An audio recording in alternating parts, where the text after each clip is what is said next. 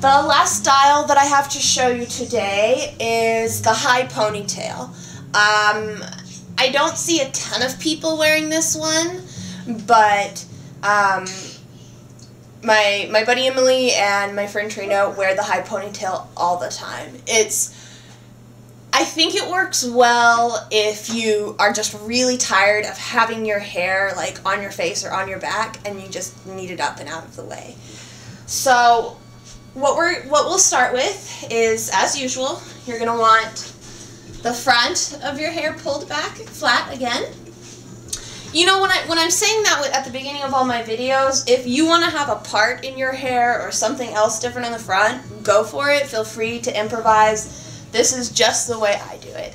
It's certainly not, you know, the be-all, end-all of how it should be.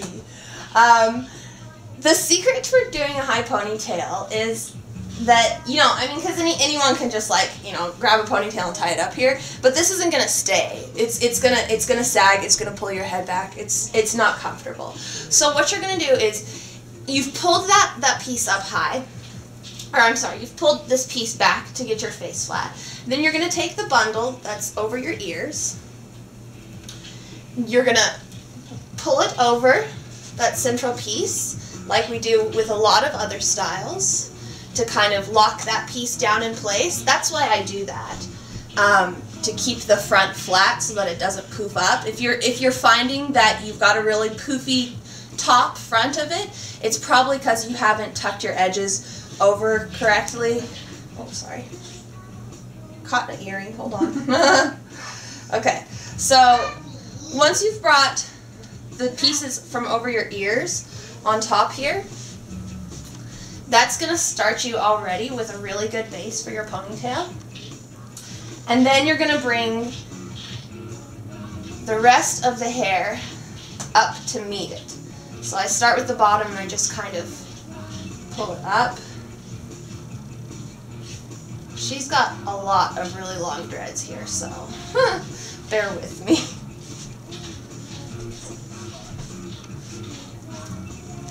You'll probably have to go in two pieces just to get it to look nice and smooth. And so once you have the hair gathered here, I usually grab that top piece again, give it a bit of a twist to keep it tight there. And then you're going to take a lock from either side.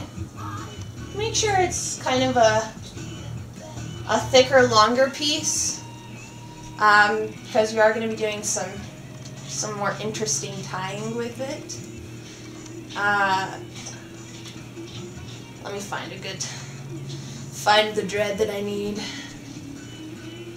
Okay, this will work just fine. So then you're gonna take you're gonna take the two locks that you chose as your tie-offs. You're gonna crisscross them underneath.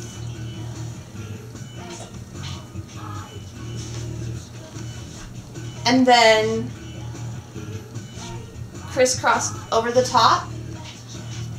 And then usually when I do this one, I tie it underneath the ponytail, just to kind of lock that top in a bit more.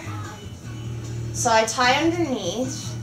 And then when you do this one, I can pretty much guarantee you're going to need to go through and you're going to need to, like, tighten all the pieces that need tightening, because it is kind of hard to get all of the hair up like this.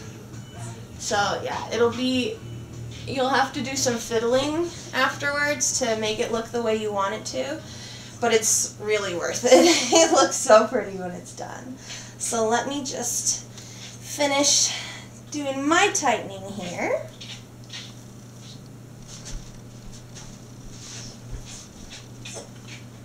This one is a little more, how would I say, intensive maybe? It's just, it's a little harder to get when you're doing it by yourself. So if you do have a friend or something that can help you as you're figuring it out, that might be really good.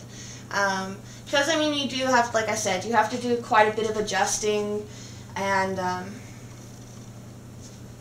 until you feel comfortable with with doing it on your own. It might help to have an extra set of hands and eyes.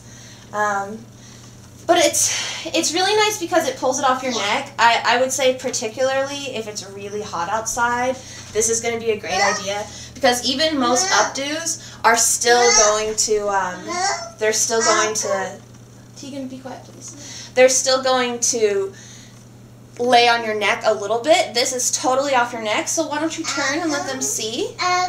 From the side, from the front, and from the other side.